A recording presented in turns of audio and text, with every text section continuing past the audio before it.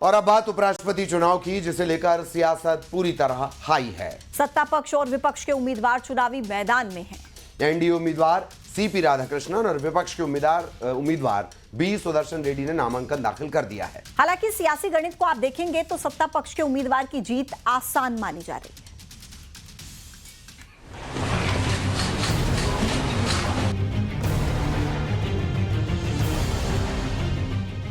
विपक्ष के उपराष्ट्रपति पद के उम्मीदवार और सुप्रीम कोर्ट से retired justice B Sudershan Reddy ने कुछ इस तरह से अपना नामांकन किया। इस दौरान विपक्ष के सबसे बड़े चेहरे राहुल गांधी और कांग्रेस अध्यक्ष मल्लिकार्जुन खड़गे के साथ कई बड़े नेताओं की मौजूदगी रही। सुदर्शन रेड्डी गुवाहाटी हाईकोर्ट के चीफ जस्टिस और गोवा के पहले लोकायुक्त भी रह चुके हैं और वो आंध्र प्रदेश के रहने वाले हैं। जस्टिस सुदर्शन रेड्डी को 2007 में सुप्रीम कोर्ट का जज नियुक्त किया गया था और उपराष्ट्रपति पद के लिए उनका सीधा मुकाबला एनडीए उम्मीदवार सीपी राधाकृष्णन से होगा। सामाजिक न्याय में जो विश्वास रखते हैं, I mean to say that social justice and the constitutional values by which you and I, everybody is bound, वो दिशा में जो लोग सोचते हैं वो तो मेरा समर्थन करेंगे और मैं समझता हूँ समर्थन मिलेगा मुझे, और आप मुझे नेक्स्ट टाइम इंटरव्यू करेंगे as the vice president of India. वहीं एनडीए उम्मीदवार के तौर पर सीपी राधाकृष्णन ने एक रोज पहले उपराष्ट्रपति पद के लिए अपना नामांकन दाखिल किया था। इस मौके पर उनके साथ प्रधानमंत्री नरेंद्र मोदी भी मौजूद रहे।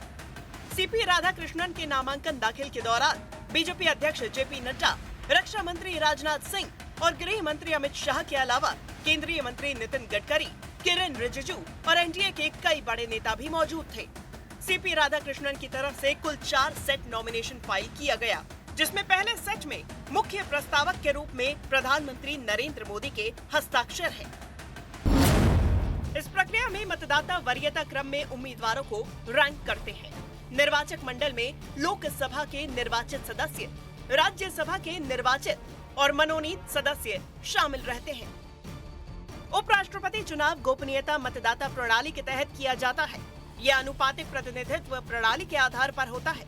प्राथमिकता वोटिंग का उपयोग किया जाता है, यानी सांसद अपनी पसंद के अनुसार उम्मीदवारों की प्राथमिकता तय करते हैं। चुनाव का फॉर्मूला प्रत्येक सांसद उम्मीदवारों को वरीयता क्रम में रैंक करता है और सभी वोटों का भार समान होता है। जीतने के लिए एक उम्मीदवार को एक कोटा हासिल करना होता है, जिसकी गणना कुल वैध वोट 2 और 1 के रूप में की जाती है। अगर पहले दौर में कोई भी उम्मीदवार कोटा पार नहीं कर पाता है तो सबसे कम प्रथम वरीयता वाले वोट पाने वाले उम्मीदवार को हटा दिया जाता है और उन मत पत्रों से द्वितीय वरीयता वाले को वोट ट्रांसफर कर दिए जाते हैं। ये प्रक्रिया तब तक जारी रहती है जब तक कि कोई एक उम्मीदवार कोटा हासिल नहीं कर लेता। उपराष्ट्रपति पद का चुनाव 9 सितंबर को होगा और वोटिंग के दिन ही मतगणना भी होगी, यानी आंकड़ों के हिसाब से एनडीए के पास बहुमत है और इस चुनाव को वो आसानी से जीत सकती है, जबकि विपक्ष के पास बहुमत से कम संख्या है। इसके बाद भी अपना उम्मीदवार मैदान में उतारा है।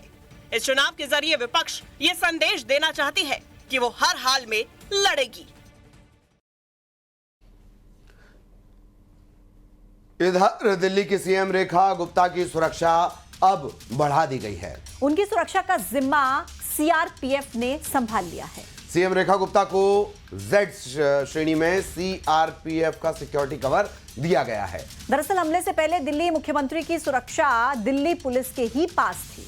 दिल्ली पुलिस सुरक्षा में अब सीआरपीएफ की मदद करेगी।